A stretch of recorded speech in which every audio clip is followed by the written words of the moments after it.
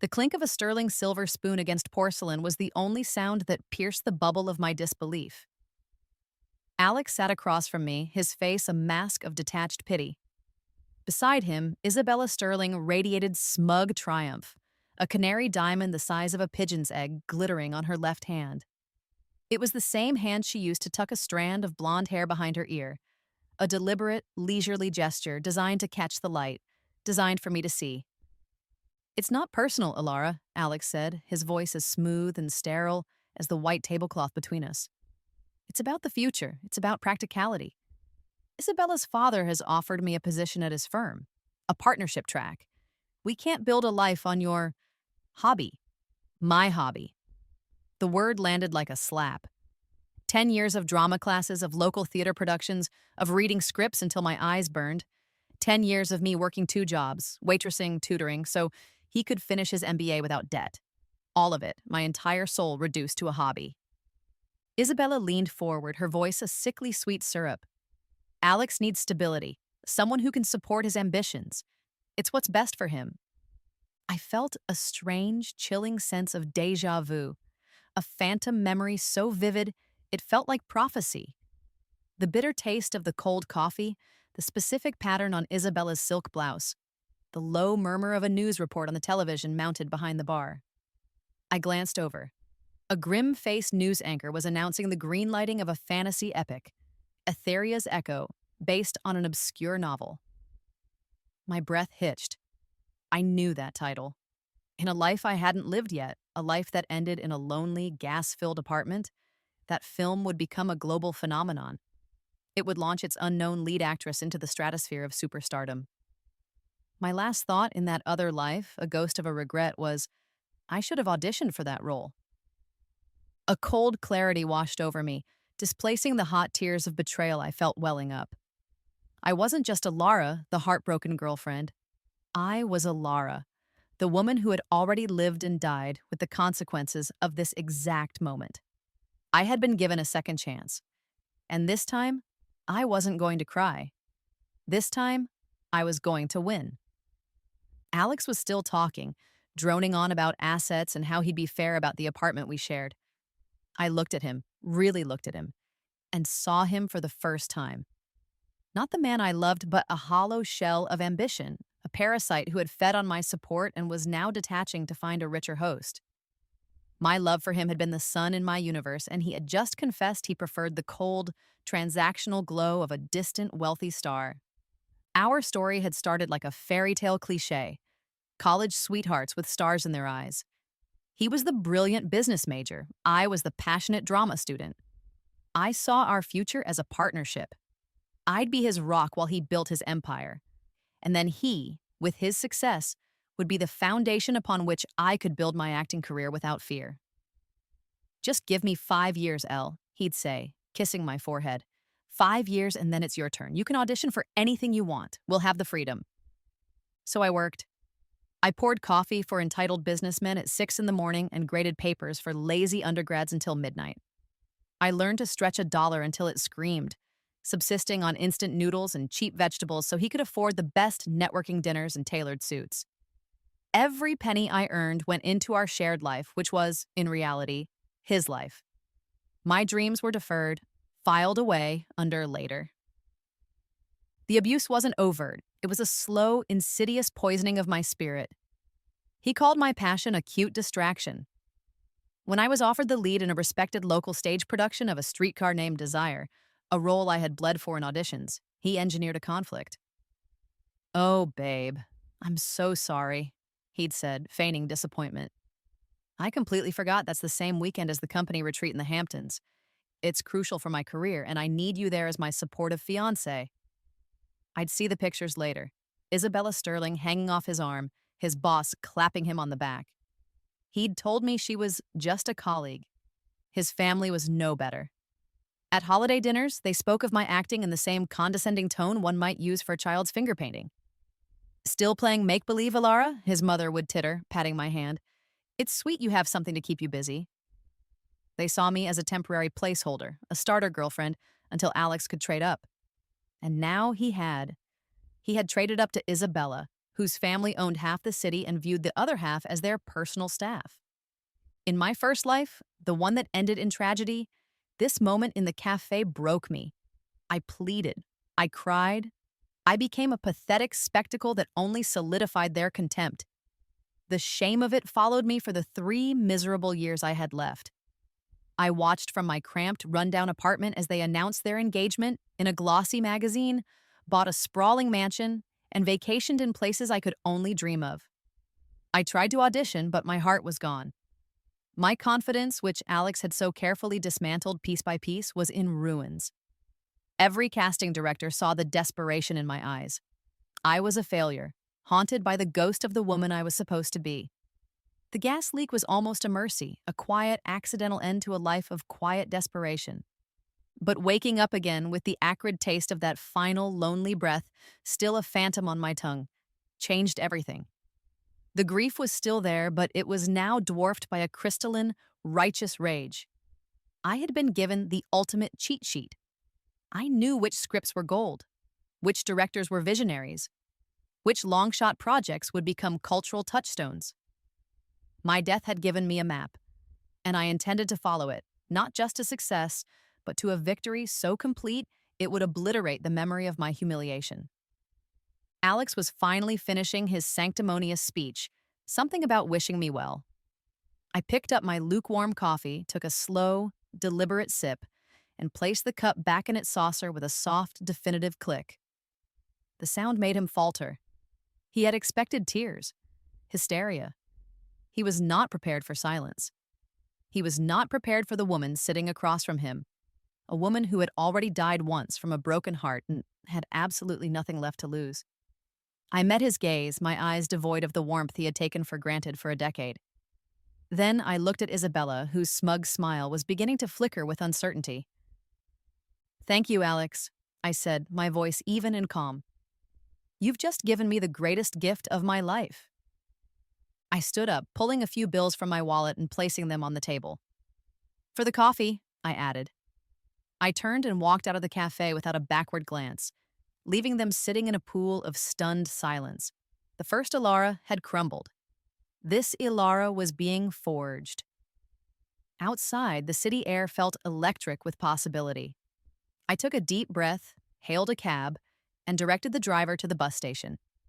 I had a small nest egg, a secret account I'd been saving for acting headshots, money Alex knew nothing about. It wasn't much, but it was enough. It was enough for a one-way ticket to Los Angeles. It was enough to get me to the open auditions for Etheria's Echo. My plan wasn't just to get famous. It was to build an empire of my own success so vast and luminous that from its highest tower, Alex and his entire world would look like insignificant, pathetic ants. The bus ride was a 26-hour marathon of stale air and recycled thoughts. I didn't sleep. I downloaded a pirated PDF of the Etheria's Echo novel onto my cracked phone and read it until the words blurred. I knew from my ghost life that the book would be a slow-burn success, but the film would ignite a global fandom. The protagonist, Lyra, was a warrior scout, fierce and resilient, but with a core of deep vulnerability hidden from the world. She was everything I needed to become. The open casting call was a cattle herd of desperate hope. Hundreds of young women, all with the same fire in their eyes, clutched headshots and resumes. They were all beautiful, all talented, but I had something they didn't. I knew exactly what the reclusive and notoriously difficult director Julian Croft was looking for. In my previous life, I had read an in-depth interview with him years after the film's release. He spoke about his frustration with the casting process, how every actress played Lyra as a one-dimensional stoic warrior. "They missed the heart," he had lamented. "They missed the scene in the book with the wounded starling. That's the key to her entire soul." Most of the actresses in the waiting room were practicing battle cries and sword poses. I found a quiet corner and focused on that one, obscure chapter. The scene was simple.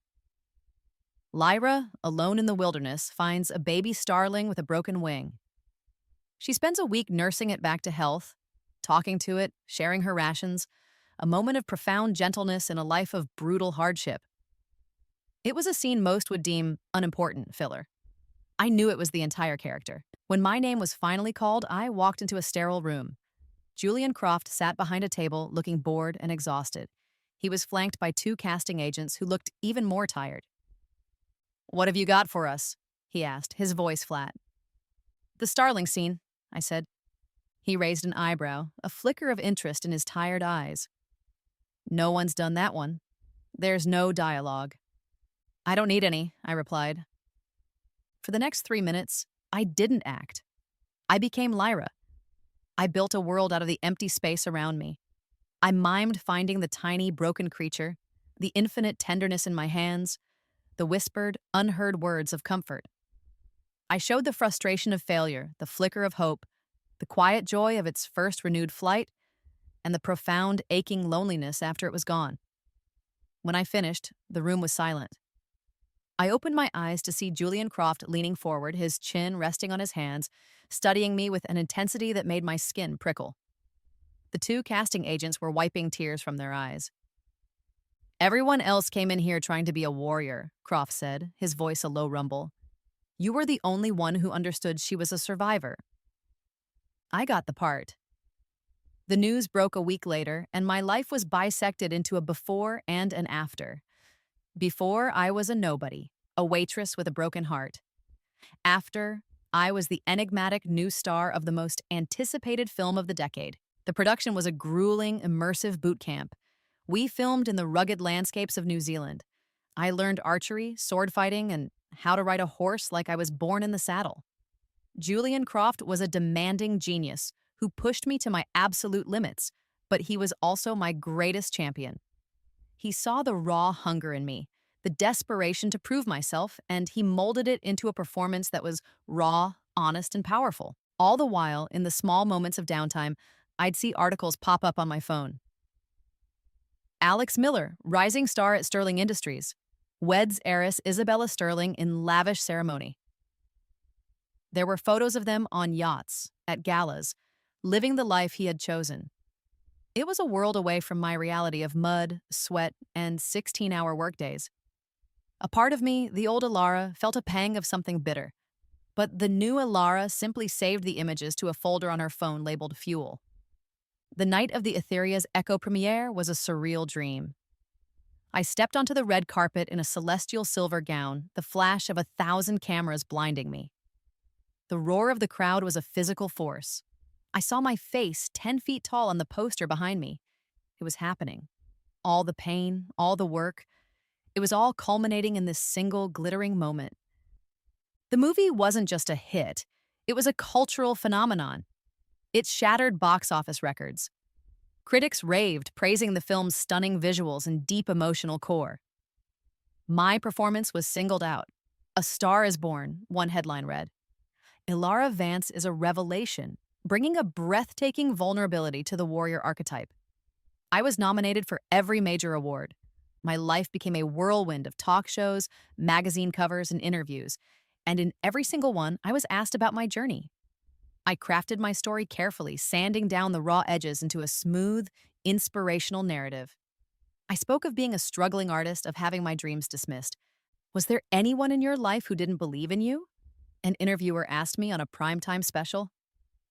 I smiled, a gentle, sad smile I had practiced in the mirror. "There was someone I loved very much," I said, my voice soft with faux nostalgia. "He told me that my passion for acting was a hobby, that I needed to be more practical. He said you couldn't build a life on dreams." I paused, letting the weight of the words hang in the air. His leaving was the most painful thing I'd ever experienced, but it was also the most liberating. It forced me to believe in myself because there was no one left to believe in me. In a way, I owe all of this to him. I never said his name. I didn't have to. The world saw a story of triumph over heartbreak. Alex, I knew, would see a public indictment. He was the villain in the origin story of a beloved star, a man who couldn't see the diamond right in front of him because he was too busy chasing glitter. The calls from his family started a few months later. His mother, the one who had mocked my make-believe, left a syrupy, tearful voicemail on my agent's phone, which he forwarded to me for a laugh. She talked about how they always knew I had it in me, how proud they were, and how much they missed me. She asked if I could get her tickets to my next premiere. I deleted the message without a reply. The real poison, however, was spreading in Alex and Isabella's own gilded cage. I heard through industry gossip, which now flowed to me like a river, that their marriage was a disaster. Isabella, an heiress who had never worked a day in her life, was deeply insecure and possessive. She was terrified of the shadow I cast over their lives. My face was on billboards she passed on her way to lunch. My voice was on the radio in her car. My movies were the topic of conversation at every party she attended. She reportedly became obsessed, monitoring my interviews, dissecting my every word. Alex, for his part, was trapped. He had his partnership, but he was nothing more than a glorified employee of his father-in-law. He was perpetually reminded that he had married into the sterling fortune. He hadn't earned it. His success wasn't his own. It was a gift from his wife's family, a gift that could be rescinded at any time. Every award I won, every record my movies broke, was a fresh reminder of the monumental miscalculation he had made. He hadn't just left a girlfriend. He had abandoned a winning lottery ticket moments before the numbers were called. My revenge was not a single fiery act. It was a slow, rising tide of my own success, an ocean of achievement that was methodically and inexorably drowning him in regret. The final act was yet to come, and I knew, with the certainty of a woman who had seen the future, that it would be more satisfying than anything I could have ever planned. It would be a moment not of my making, but one they would walk into all on their own. 2 years after Etheria, I was starring in my second blockbuster, a gritty sci-fi thriller directed by the legendary Anya Sharma. I had also launched my own production company, Second Chance Studios, dedicated to finding and funding projects from underrepresented voices. I was no longer just an actress, I was a power player. The premiere was being held at the Cannes Film Festival, the absolute pinnacle of cinematic prestige. The night of the event was a blur of couture gowns and flashing diamonds on the French Riviera. I was wearing a custom-made black velvet dress that felt like a suit of armor. I moved through the party, a queen in her court, surrounded by the most powerful people in the industry. And then I saw them. Across the crowded, opulent ballroom, I spotted Isabella. She was pouring herself into a dress that was a size too small, her face a tight mask of makeup and anxiety. Her father, a portly man with a perpetually sour expression, stood beside her, looking deeply uncomfortable in his tuxedo. And next to them, looking pale and insignificant, was Alex. He seemed to have aged a decade. His expensive suit couldn't hide the slump in his shoulders or the hollowness in his eyes. I learned later that Isabella's father had pulled every string he had, spent an obscene amount of money just to get tickets. It was a desperate attempt to social climb, to prove that the Sterlings belonged in this world of culture and influence. Isabella, I'm sure, had dragged Alex along as a form of torture, forcing him to witness the stratosphere he could have inhabited. Our eyes met across the room. A flicker of shock, then panic, crossed his face. I didn't sneer, I didn't gloat. I simply held his gaze for a moment, my expression placid, before turning away to laugh at something my director said. The dismissal was more potent than any insult. I was so far above him that he barely registered as a blip on my radar. The climax of the evening, the moment that would be seared into my memory forever, came from a direction I hadn't anticipated. It was Isabella's own family who handed me my victory on a silver platter. Her younger sister, a teenager named Chloe, whom I'd never met, was there with a group of her friends. They were breathless with the glamour of it all, their eyes wide with hero worship. They didn't see Alex, the brother-in-law their father had bought. They only saw me, the star of their favorite movie. Chloe broke away from her family and rushed toward me, her friends trailing excitedly behind her. Her mother hissed her name, but the girl was on a mission. She stopped right in front of me, her hands clasped together, her face glowing. "Oh my God," she breathed, her voice trembling with excitement. "You're Ilara Vance, you're Lyra. We are your biggest fans on the planet. Your performance changed my life." I smiled warmly at her, a genuine smile. This girl's adoration was real, untainted by the sordid history I shared with her family. "That's so sweet of you to say," I said. "I know this is so lame to ask," she stammered, shoving a cocktail napkin and a pen into her friend's hand, who then pushed it towards me. "But can we please get your autograph? It would mean the world to us. The request hung in the air. I looked past the starstruck girl and saw the tableau of my nightmares, now rendered a pathetic comedy. Isabella stood frozen, her face a mottled canvas of rage and humiliation. Her mother looked like she had swallowed poison. And Alex? Alex was staring at the napkin, at the pen, at the gushing teenager who was part of the family he had sold his soul for. He was utterly invisible to her, a piece of furniture next to the main attraction. This was the moment, the culmination of everything. My name, the one he had never thought would be worth anything, was now the only currency that mattered in this room. My signature on a flimsy piece of paper was more valuable to his new family than his entire existence. I held Alex's gaze for a long, silent beat. There was no triumph in my eyes, no hatred. There was only a vast, empty distance. I gave him the smallest, coldest of smiles, a final, silent acknowledgement of his catastrophic failure. Then I turned back to the beaming teenager. "Of course," I said, my voice full of grace. I took the pen and napkin from her. I didn't just sign my name. I wrote, "Chloe, always follow your dreams, Alara Vance." I handed it back to her, and she and her friends erupted into squeals of pure joy. They thanked me profusely and scurried away, clutching the napkin like a holy relic. I never looked back at Alex again. I didn't need to. I had felt the last vestiges of his power over me crumble into dust. He hadn't been defeated by a grand, vengeful scheme. He had been rendered irrelevant by a universe that had corrected its own course. He had traded a queen for a pawn and was now forced to watch her rule the world from the sidelines. The checkmate was silent, effortless, and absolute. The years that followed were a blur of beautiful moments. I won an Oscar for my role in Anya Sharma's film, a moment I savored not for the statue, but for the validation of my craft. My production company flourished, earning a reputation for creating groundbreaking films and launching the careers of brilliant new artists. I found love again, a quiet, steady love with a screenwriter who celebrated my strength instead of being intimidated by it. We bought a beautiful home in the hills, a place filled with light and laughter, a world away from the cramped, dark apartment of my past. I was happy, truly and deeply happy, a state I once thought was impossible. The epilogue to Alex and Isabella's story reached me in snippets of gossip, like faint, pathetic echoes from another world. The public humiliation at Cannes was a wound from which their marriage never recovered. The Sterling family, whose only true religion was social status, saw Alex as a permanent stain on their reputation. He was the man their daughter had chosen over nothing, who then had to watch that nothing become everything. Isabella's father unceremoniously fired him. The divorce was swift and brutal.